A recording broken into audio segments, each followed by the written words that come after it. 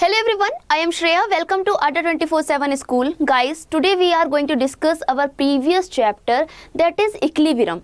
Guys, equilibrium class 11th का chapter number 7 है जिसमें ऑलरेडी हम लोग एक लेक्चर कर चुके हैं. अब बारी आती है हमारे सेकेंड लेक्चर की, यानी कि प्रीवियस लेक्चर में हम लोगों ने equilibrium in physical and chemical processes को पढ़ा था, यानी कि डायनेमिक इक्विलिब्रियम को कंप्लीट किया था. अब हम अब के सेशन में law of chemical equilibrium, equilibrium constant, साथ में होमोजीनियस हेट्रोजीनियस इक्विलिब्रिया के बारे में डिस्कशन करेंगे. आने वाले लेक्चर में application of equilibrium constant, relationship between के क्यू जी को डिस्कस करेंगे और साथ में इक्विलिब्रियम फैक्टर्स को डिस्कस करेंगे जो आपके इक्विलिब्रिया को अफेक्ट करते हैं. Lastly, ionic equilibrium in solution, acid, base and salts, buffer solution, solubility equilibria of sparingly soluble salt और ionization of acid base को बात करेंगे. जब आपके सब कंसेप्ट डिस्कस हो जाएंगे तो फिर हम लोग NCERT के क्वेश्चन आंसर्स को सॉल्व करेंगे. तो गाइज ये रहा हमारा पूरा आपका कंप्लीट सेक्शन जिसको कि हम डिस्कस करने वाले हैं. चलिए बच्चे बिना टाइम को बर्बाद किए हुए आपके सेशन की तरफ चलते हैं जिसमें हम लोग पढ़ने वाले हैं about law of chemical equilibrium, equilibrium constant, homogeneous and heterogeneous equilibria. Law of chemical equilibrium and equilibrium constant, right. अब देखो जरा, हमने बात करी है अपने लॉ की कि लॉ है हमारा केमिकल इक्विलिब्रियम का एंड इक्विलिब्रियम कांस्टेंट का, जिसके बारे में हम बात करने वाले हैं. प्यारे बच्चे, हमको पता है कि अगर आपके कोई भी रिएक्शन हो रही है, ए और बी कोई आपका प्रोडक्ट है जो कि आपका रिएक्शन दे रहा है सी और डी में, और ये सी और डी वापस अपना रिवर्सिबल रिएक्शन देकर ए और बी में बी का फॉर्मेशन कर रहा है, यानी कि आपका एक मिक्सचर का रिएक्टेंट है जो कि मिक्सचर का प्रोडक्ट बना रहा है, और ये दोनों रिएक्शन आपकी इक्विलिब्रियम स्टेट में हो रही है. देख रहे हो आप क्या हो रहा है, इक्विलिब्रियम स्टेट में हो रही है. तो प्यारे बच्चे, इस रिएक्शन के प्रोडक्ट को और रिएक्टेंट को हम क्या कहेंगे, यानी इस कंप्लीट रिएक्शन को हम क्या कहेंगे, इसे हम कहेंगे इक्विलिब्रियम मिक्सचर. क्या कहेंगे, इक्विलिब्रियम मिक्सचर. अब मैंने जैसे आपको रिएक्शन कंसीडर करी, वही रिएक्शन मैंने यहाँ पर लिखी है कि मान लेते हैं कि हमारी एक रिएक्शन हो रही है A plus B C plus D. तो यहाँ पर गाइज ए और बी आपका क्या है, ए और बी है हमारी रिएक्टेंट और सी एंड डी हमारे हैं प्रोडक्ट्स. तो आपकी जो बैलेंस केमिकल इक्वेशन हो रही है वो कुछ इस तरह से हो रही है. क्लियर. अब देखो, अगर हम इसके एक्सपेरिमेंटल बेसिस की बात करें तो गाइस दो तरीके की रिएक्शन हो रही है. एक हो रही है आपकी फॉरवर्ड रिएक्शन, एक हो रही है रिवर्सिबल रिएक्शन. तो गाइस जो आपके रिवर्सिबल रिएक्शन है इसके बारे में हमको गुडबर्ग एंड पीटर बैग ने बताया था. क्या बताया था, that the concentration in equilibrium mixture are related by following equilibrium constant. जो आपकी इक्विलिब्रियम कांस्टेंट है या फिर इक्विलिब्रियम इक्वेशन का कॉन्सेंट्रेशन है वो आप कुछ इस तरह से लिख सकते हैं, यानी कि active mass of product upon active mass of reactant के बेस पर आप इक्विलिब्रियम कांस्टेंट को निकाल सकते हो किसी भी रिएक्शन के लिए. आपके यहाँ पर रिएक्शन क्या हो रही थी, ए और बी रिएक्टेंट थे जो कि आपके सी और डी में कन्वर्ट हो रहे थे. तो हमारा रेट कांस्टेंट क्या बनेगा, active mass of C, active mass of D upon active mass of A, active mass of B, यानी कि Kc is equal to active mass of product upon active mass of reactant. और इसके बारे में किसने बताया था, इसके बारे में बताया था हमको गोल्डबर्ग और पीटर बैग ने. नेक्स्ट है वेयर आपका Kc क्या है गाइस, Kc हमारा है इक्विलिब्रियम कांस्टेंट, और ये आपके रिएक्शन के राइट साइड के इक्विलिब्रियम कांस्टेंट को शो कर रहा है. किसके लिए, राइट हैंड साइड के इक्विलिब्रियम कांस्टेंट को शो कर रहा है. Clear. Equilibrium constant also known as law of the mass action. तो आप हमेशा ध्यान रखना कि जो हमारा ये इक्विलिब्रियम कांस्टेंट है, ये इसको हम एक का नाम और क्या देते हैं, लॉ ऑफ मास एक्शन, है ना. अगर आपको किसी की रिएक्शन का लॉ ऑफ मास एक्शन निकालना है तो आप प्रोडक्ट अपॉन रिएक्टेंट करके राइट हैंड साइड का इक्विलिब्रियम कांस्टेंट निकाल सकते हो. अगर आप लेफ्ट हैंड साइड का निकालोगे तो इसी का अपोजिट कर दोगे. क्लियर. अब देखो, because in the early days of chemistry concentration was called as active mass, क्योंकि स्टार्टिंग में जो आपके केमिस्ट्री में रिएक्शन का कॉन्सेंट्रेशन होता था उसको हम एक्टिव मास कहते थे। इसी वजह से जो आपका रिएक्शन कांस्टेंट है उसको हमने लॉ ऑफ मास एक्शन भी बोला है। अब देखो आपके सामने एक रिएक्शन दी हुई है, इस चीज को समझते हैं। आपके सामने एक रिएक्शन दी है H2 और I2 के बीच में। तो गाइस जब आपका बर्तन, एक कोई बर्तन है जो कि आपका कंप्लीटली ऊपर से बंद है, क्या है, बंद है। अब इसमें कौन सी रिएक्शन हो रही है, H2 और I2 आपका रिएक्ट करके बना रहा है आपका ट्वाइस HI। कितने टेम्परेचर पर, 731 केल्विन टेम्परेचर पर।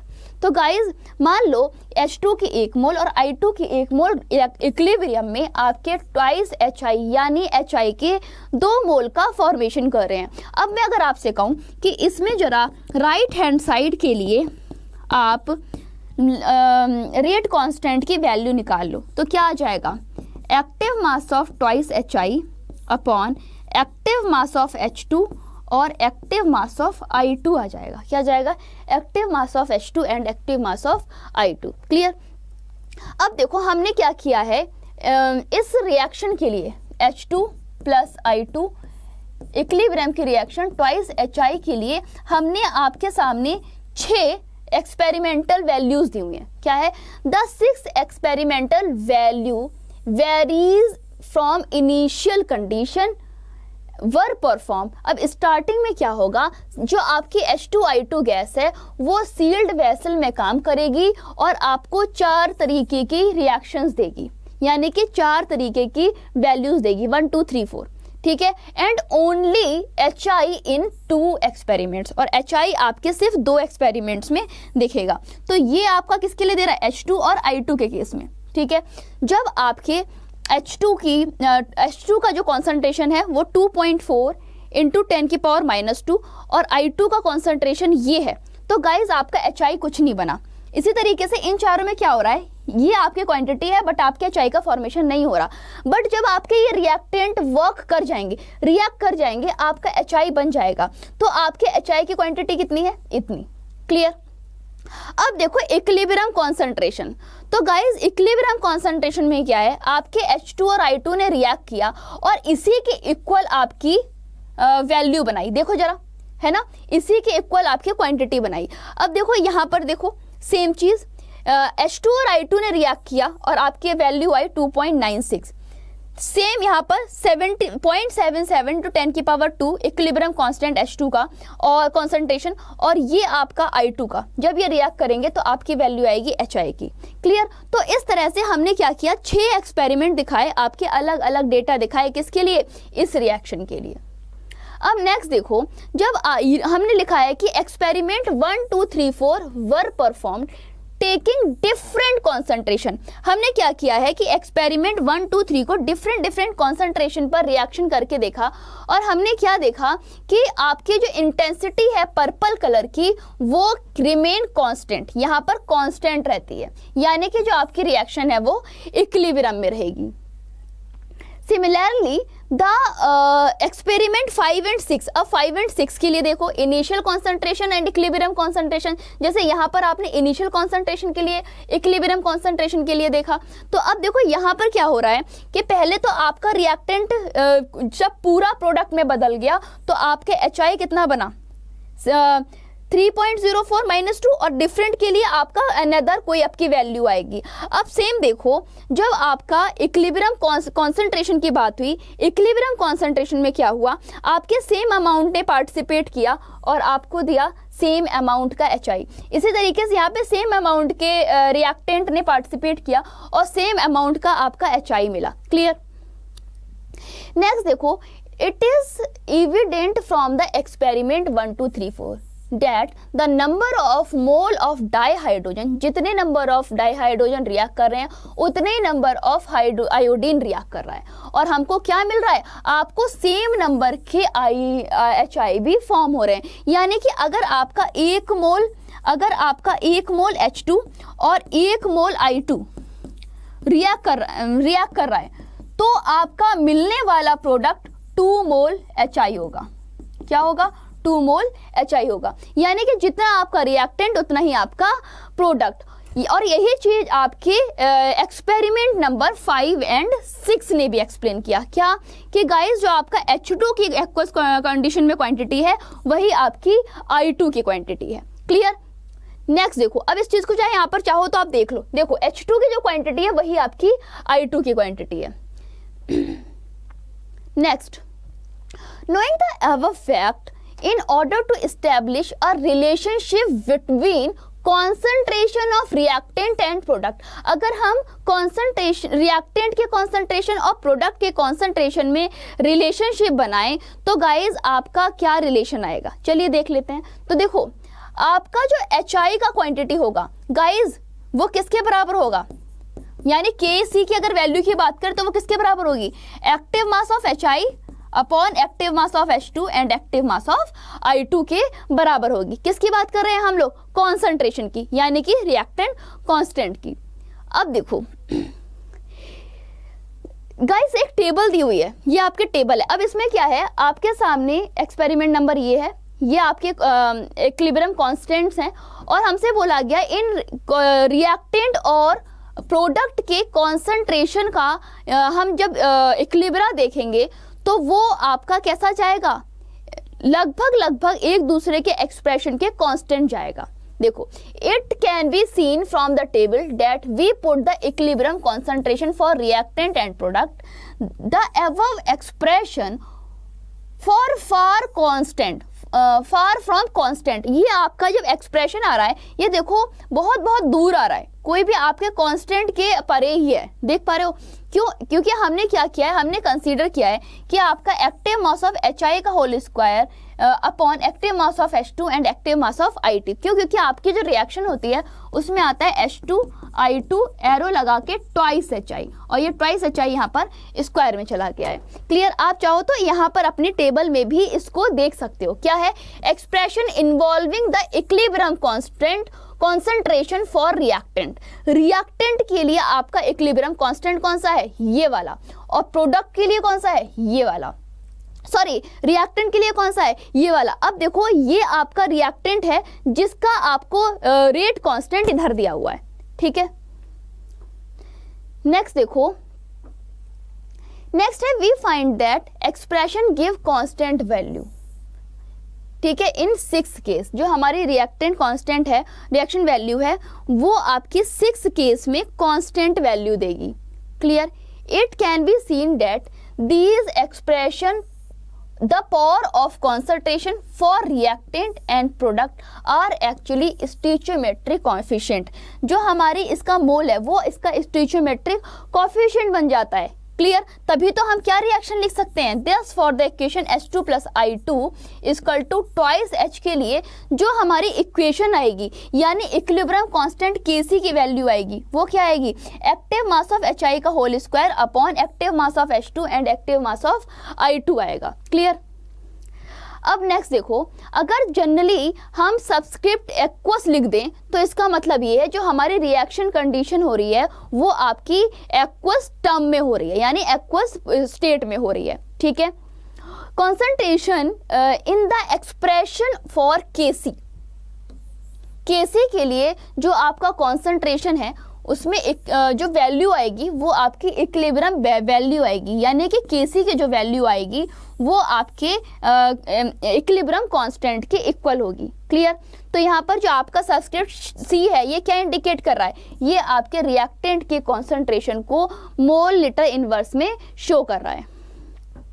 अब देखो हम एक पर्टिकुलर सी सिंपल डेफिनेशन टाइप हमने एक चीज लिखी है, at a given temperature the product of concentration of reaction, किसी रिएक्शन के जो प्रोडक्ट का कॉन्सेंट्रेशन है वो क्या होगा, राइज होगा, है ना, किसके साथ में, स्टोइचियोमेट्रिक कांस्टेंट के साथ में, जब आप किसी रिएक्शन को बैलेंस करोगे, and divided by the product of concentration. और इसको अगर आप डिवाइड कर दो किससे, प्रोडक्ट से, प्रोडक्ट के कॉन्सेंट्रेशन से, तो जो आपका इंडिविजुअल कोएफिशिएंट होगा वो कांस्टेंट वैल्यू देगा, यानी कि जैसे आपने लिखा था ट्वाइस HI का whole twice upon H2 plus I2, और ये आपकी क्या होगा, ये आपका कांस्टेंट होगा। यानी कि इस प्रोसेस को हम क्या कह सकते हैं, इक्विलिब्रियम लॉ या फिर लॉ ऑफ केमिकल इक्विलिब्रियम, जिसमें आपके किसी रिएक्शन का जो रेट कांस्टेंट आ रहा है वो कांस्टेंट होगा।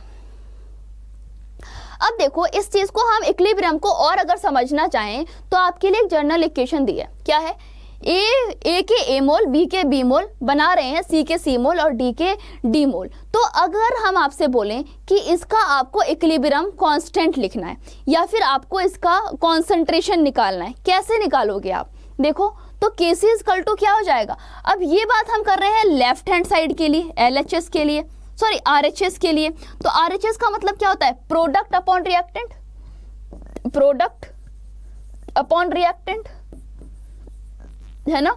तो बस प्रोडक्ट अपॉन रिएक्टेंट निकाल लो। प्रोडक्ट क्या है? एक्टिव मास ऑफ C की power C, active mass of D की power D upon active mass of A की power A, active mass of B की पावर B। यानी कि जो आपका ABCD है ये आपके इक्विलिब्रियम कॉन्सेंट्रेशन है, किसके लिए? रिएक्टेंट और प्रोडक्ट के लिए। क्लियर? क्या है?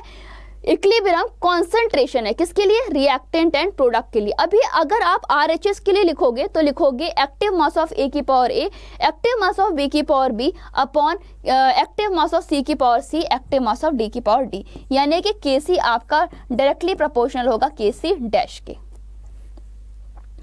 अब देखो हमारे सामने एक रिएक्शन लिखी हुई है। क्या रिएक्शन है? कि आपके 4NH2 रिएक्ट कर रहे हैं 5 ऑक्सीजन के साथ में और आपको दे रहे हैं, और इसमें इक्विलिब्रियम रिएक्शन हो रही है और आपको दे रहे हैं 4NO और H2O, राइट। तो इसका इक्विलिब्रियम कांस्टेंट आप कैसे निकालोगे?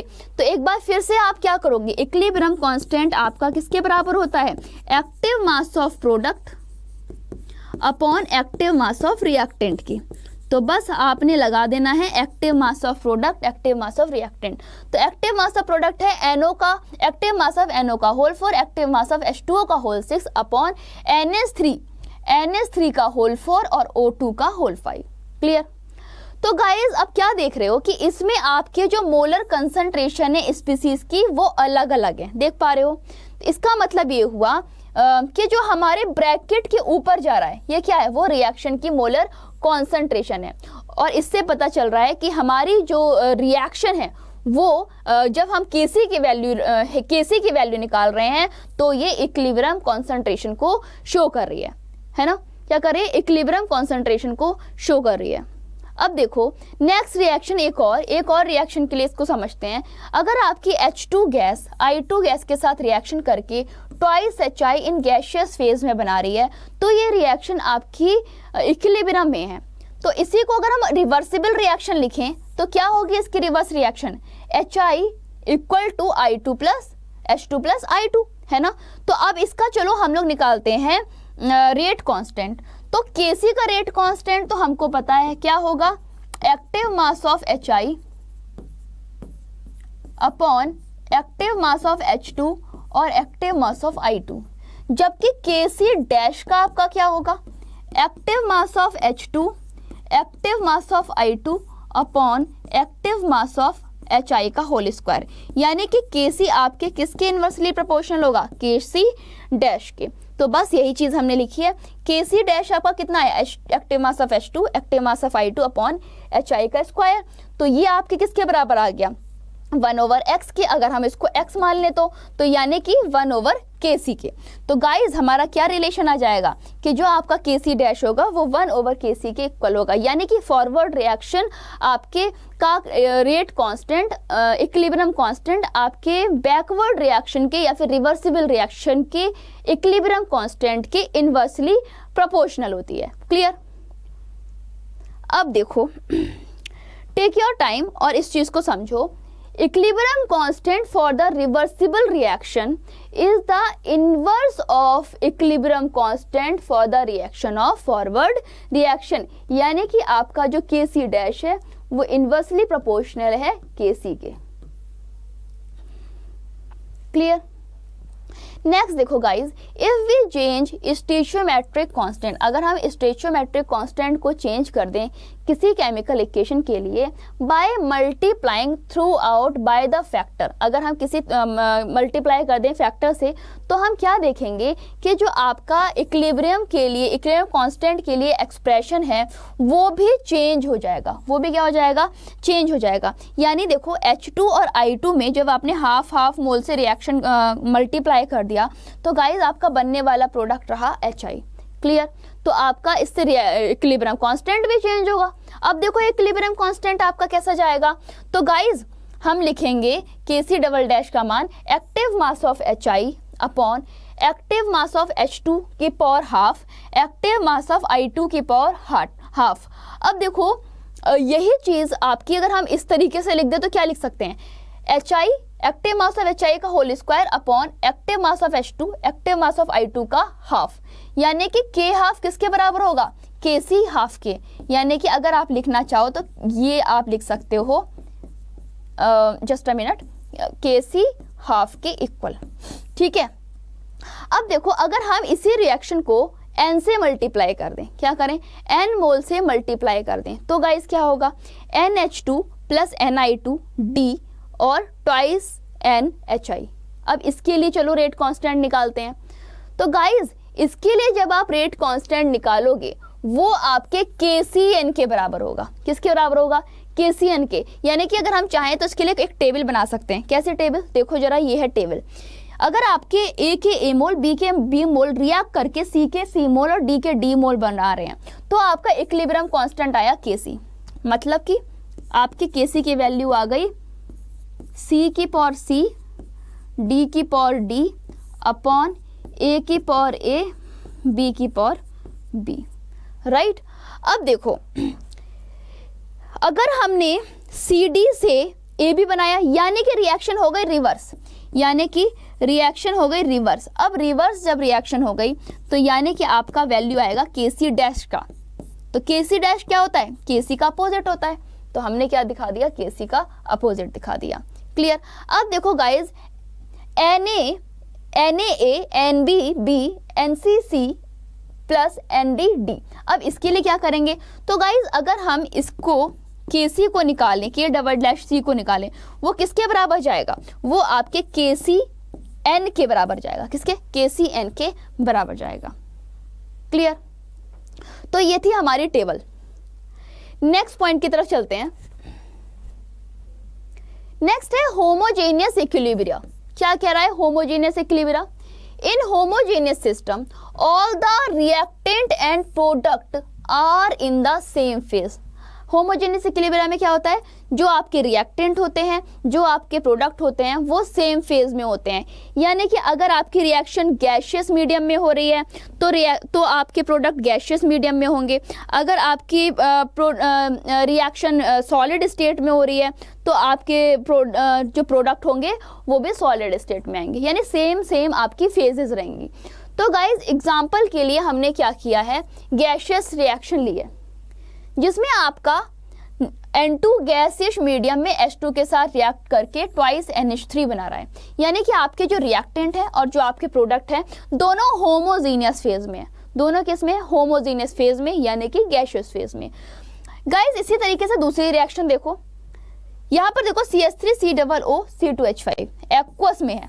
इसी तरीके से H2O आपका लिक्विड फेज में है। तो बनने वाला जो आपके प्रोडक्ट हैं वो भी आपके एक्वस स्टेट में है। यानी कि जो आपकी इक्विलिब्रिया है, यानी जो आपकी इक्विलिब्रियम रिएक्शन आ रही है वो आपकी होमोजीनियस है। अब देखो आयन की फॉर्म में भी सेम चीज देख सकते हैं।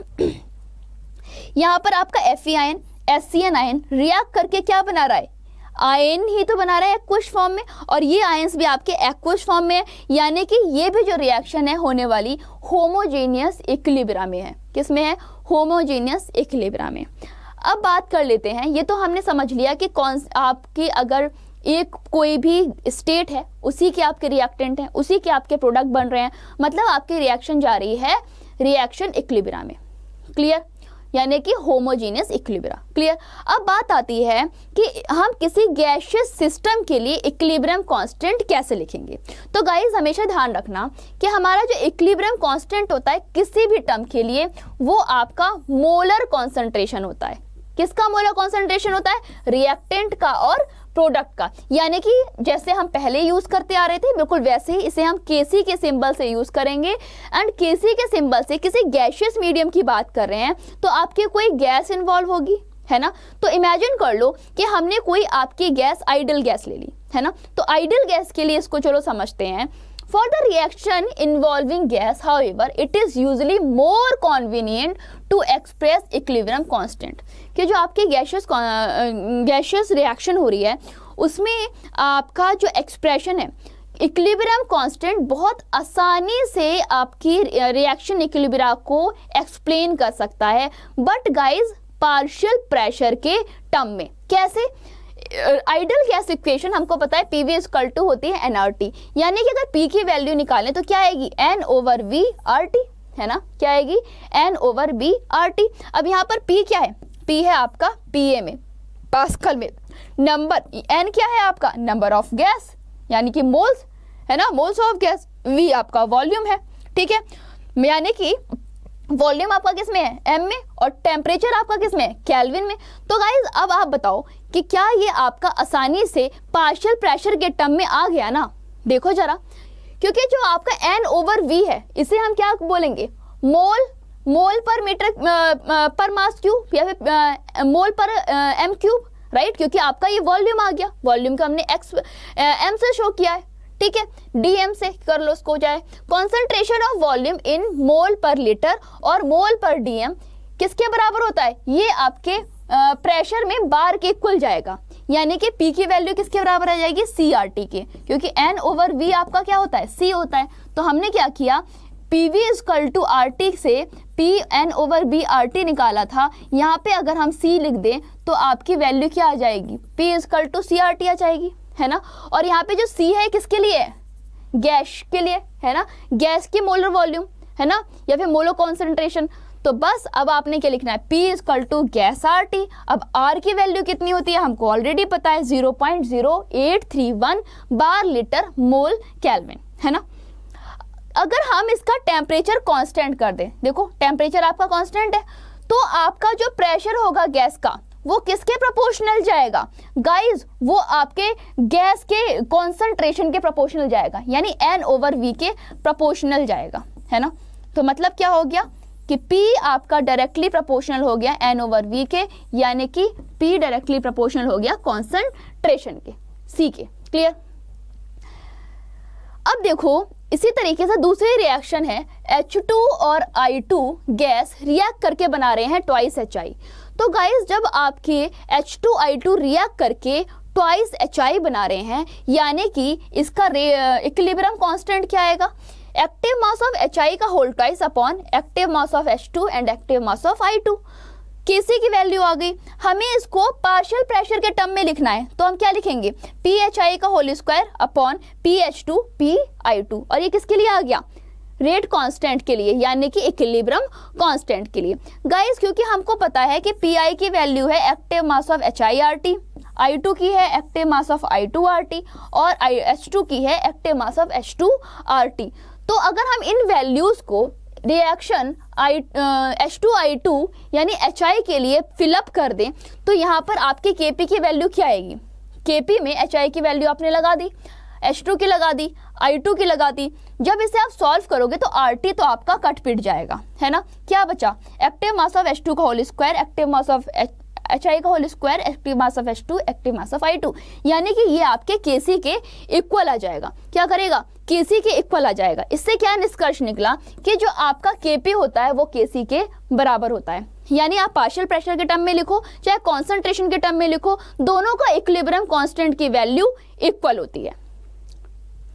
नेक्स्ट रिएक्शन देखते हैं। नेक्स्ट रिएक्शन है H2 और I2, सॉरी हेबर प्रोसेस। क्या है? हेबर प्रोसेस, यानी कि N2 और H2। अब देखो हेबर प्रोसेस हो रही है, डाई नाइट्रोजन डाई हाइड्रोजन के साथ रिएक्ट करके अमोनिया बना रहा है। अब इसके पहले Kp निकालोगे और फिर Kc निकालोगे, तो Kp हमारा क्या आ जाएगा? PNH3 का होल स्क्वायर, PN2 का होल स्क्वायर, PH2 का होल स्क्वायर।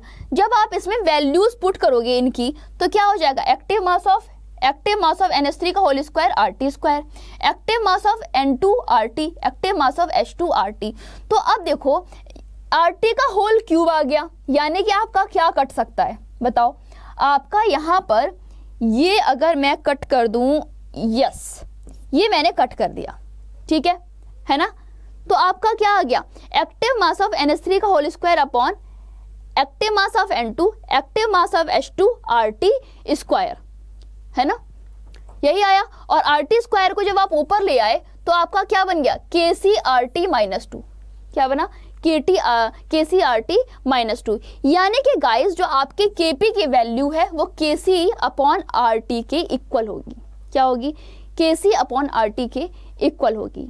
अब देखो नेक्स्ट रिएक्शन, एक और आपको जनरल रिएक्शन दी है कि आपका A मोल A से रिएक्ट कर रहे हैं, B मोल B से, C मोल C से C बना रहे हैं और D मोल D प्रोडक्ट बना रहे हैं। तो गाइस KP की वैल्यू क्या हो जाएगी, PC है ना, PC की पावर C, PD की पावर D अपॉन PA की पावर A, PB की पावर B। यहाँ पर वैल्यूज पुट करना शुरू करते हैं। PC की वैल्यू क्या हो जाएगी, एक्टिव मास C की power C, active mass of D की पावर D और RT का होल स्क्वायर, यानी कि RT C plus D, RT C plus D। अब देखो PA का value active mass of A की power A, active mass of B की power A, RT A plus B, RT A plus B।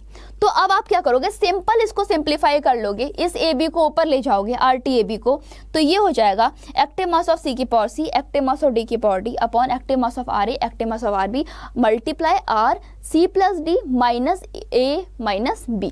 अब देखो guys ये हो गए आपके नंबर ऑफ मोल, और नंबर ऑफ मोल किसके बराबर होते हैं, N के, क्योंकि आपका माइनस हो रहा है यानी कि डेल्टा N, तो बस हमने RT डेल्टा N लिख दिया।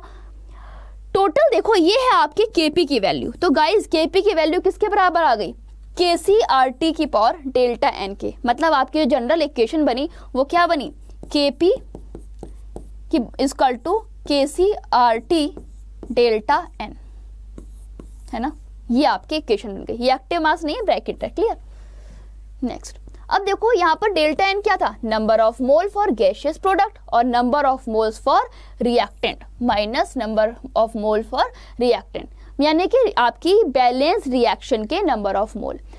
हमेशा ध्यान रखना कि जब आप KP यानी K प्रेशर को मीजर कर रहे हो तो आपको बार में मीजर करना पड़ेगा। क्यों करना पड़ेगा बार में, क्योंकि गाइस प्रेशर का जो स्टैंडर्ड स्टेट है वो आपका 1 बार होता है, ठीक है। तो इसका मतलब आप 1 यूनिट की बात करेंगे और 1 पास्कल आपका किसके बराबर होता है, 1 न्यूटन मीटर इनवर्स के। वहीं पर 1 बार आपके किसके बराबर होता है, 10 की पावर 5 पास्कल के, क्लियर।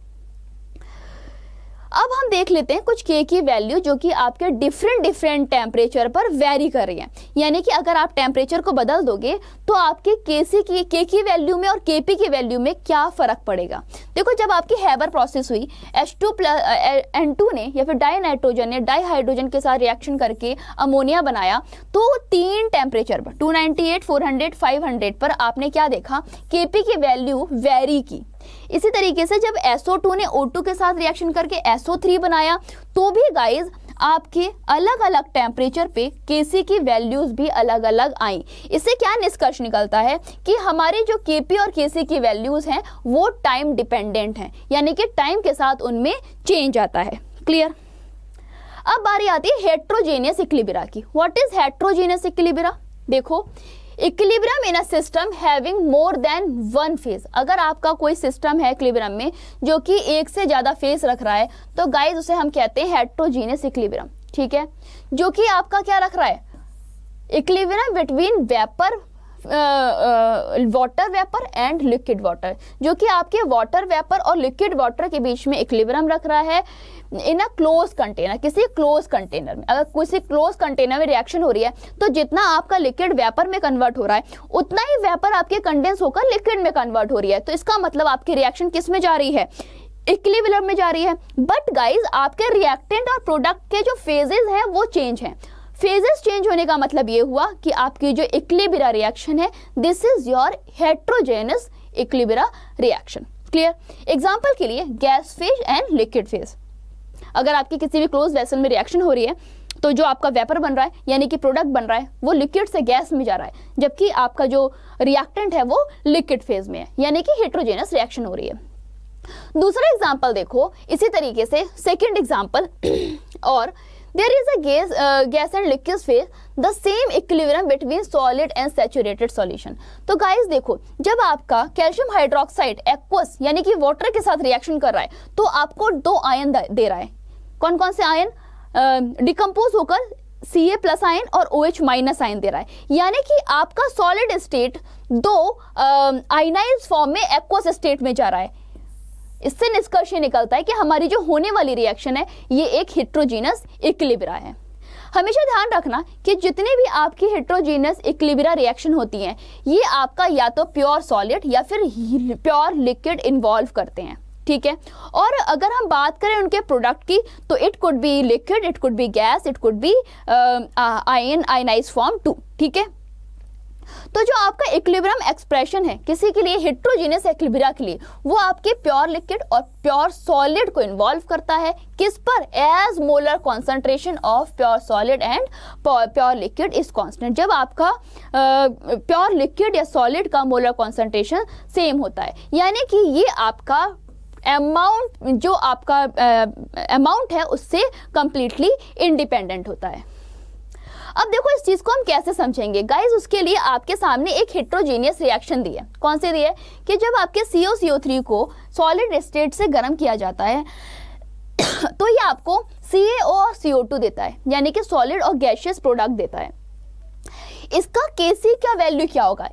इक्विलिब्रियम कांस्टेंट क्या आएगा? कैसे लिखोगे? Active mass of CO, active mass of CO2 upon CaCO3। Clear? यही तो आपका इसका एक फॉरवर्डेड स्टोइचियोमेट्रिक इक्वेशन आएगा। अब गाइस आपने क्या नोटिस किया कि हमारा जो Kc डैश है वो किसके बराबर हो गया? Active mass of CO2 gas. और वहीं पर अगर Kp की कांस्टेंट प्रेशर की बात करें, इक्विलिब्रियम प्रेशर की बात करें, तो वो आपके PCO2 के बराबर होगा। यानी कि आपका जो CO3 है या CO है ये तो दोनों कांस्टेंट है। इसका मतलब जो आपका इक्विलिब्रियम कांस्टेंट है वो थर्मल डीकंपोजिशन के थ्रू वेरीफाई किया जाएगा, यानी कि कैल्शियम कार्बोनेट डिकम्पोज होकर आपको कौन सा डिफरेंट स्टेट दिया उस पर आपका इक्विलिब्रियम रेट डिपेंड करेगा। अब देखो इससे एक चीज और पता चलती है, at a particular pressure there is a constant concentration और प्रेशर ऑफ CO2, कि आपका एक कांस्टेंट कंसंट्रेशन है और कांस्टेंट प्रेशर है किसके लिए? CO2 के लिए एक इक्विलिब्रियम मीडियम में with CO और CO2। Experimentally it found that कि टेम्परेचर 1100 केल्विन करने पर जो आपके CO2 का प्रेशर है वो CaCO3 और CO के लिए इक्विलिब्रियम में है। और कितना है? 2.0 × 10 की पावर 5 पास्कल। क्लियर? 10 की पावर 5 पास्कल, राइट। इससे क्या निष्कर्ष निकलता है कि इक्विलिब्रियम कांस्टेंट 1100 केल्विन पर कुछ रिएक्शन देगा। क्या रिएक्शन देगा? जो आपका Kp की वैल्यू होगी वो PCO2 के बराबर होगी, जो कि आपकी स्टैंडर्ड वैल्यू रखेगा 2 × 10 की पावर 5 पास्कल अपॉन 10 की पावर 5 पास्कल, यानी कि 2 आपके Kp की स्टैंडर्ड वैल्यू आएगी। क्या आएगी? 2 आपके Kp की स्टैंडर्ड वैल्यू आएगी। नेक्स्ट देखो, अब एक चीज और, एक और रिएक्शन आपके सामने है। जब निकल कार्बन मोनोऑक्साइड से रिएक्शन कर रहा है, सॉलिड में है निकल, कार्बन मोनोऑक्साइड गैस में है, तो आपका प्रोडक्ट आ रहा है निकल टेट्रा, एक सेकेंड, कोबाल्ट के साथ रिएक्शन, सॉरी हाँ, कार्बन मोनोऑक्साइड के साथ रिएक्शन कर रहा है, जो कि आपका न्यूट्रल रिएजेंट है। न्यूट्रल रिएजेंट का मतलब ये हो गया कि आपका डबल सॉल्ट बना रहा है, NiCO4 बन गया। अब गाइस NiCO4 जब आपका बना, इसका मतलब ये हुआ कि अगर आप इसका रेट कांस्टेंट लिखोगे तो आपका प्रोडक्ट अपॉन रिएक्टेंट जाएगा। प्रोडक्ट अपॉन रिएक्टेंट मतलब active mass of NiCO4 upon CO4। Clear? ये हो गया आपका इक्विलिब्रियम कांस्टेंट। बिल्कुल इसी तरीके से अगर मैं दूसरी रिएक्शन उठाऊं, ठीक है, बिल्कुल इसी तरीके से हम हेट्रोजीनियस रिएक्शन की बात कर रहे हैं प्योर लिक्विड के लिए और प्योर सॉलिड के लिए। तो गाइस अगर मैं दूसरी रिएक्शन उठाऊं किसी इक्विलिब्रियम पे, तो जो आपका कॉन्सेंट्रेशन होगा, पार्शियल प्रेशर होगा, वो आपका रिएक्शन कांस्टेंट के थ्रू अपीयर नहीं किया जा सकता है ना। रिएक्टेंट कांस्टेंट के थ्रू अपीयर नहीं किया जा सकता। जैसे कि आपका Ag2O जब HNO3 के साथ सॉलिड और एक्वस फॉर्म में रिएक्ट कर रहा है, आपके आने वाले प्रोडक्ट एक्वस और लिक्विड फेज में है, तो गाइस Kc की वैल्यू किसके बराबर होगी, एक्वस फेज के बराबर, है ना, यानी कि AgNO3 active mass of AgNO3 का square upon active mass of HNO3 का स्क्वायर, इन दोनों पर डिपेंड करेगी।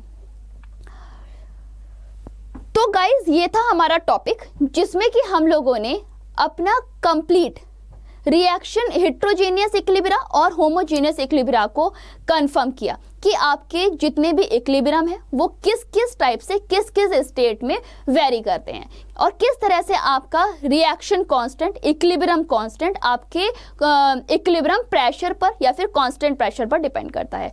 तो प्यारे बच्चे अब नेक्स्ट लेक्चर में कुछ और बहुत बेहतर पढ़ेंगे। अभी आपको क्या करना है, सेशन को वॉच करना है, सेशन को लाइक करना है, प्लेलिस्ट को फॉलो करना है और बने रहना है अड्डा 24/7 स्कूल के साथ। तो प्यारे बच्चे अभी के लिए बस इतना ही। Thanks for watching.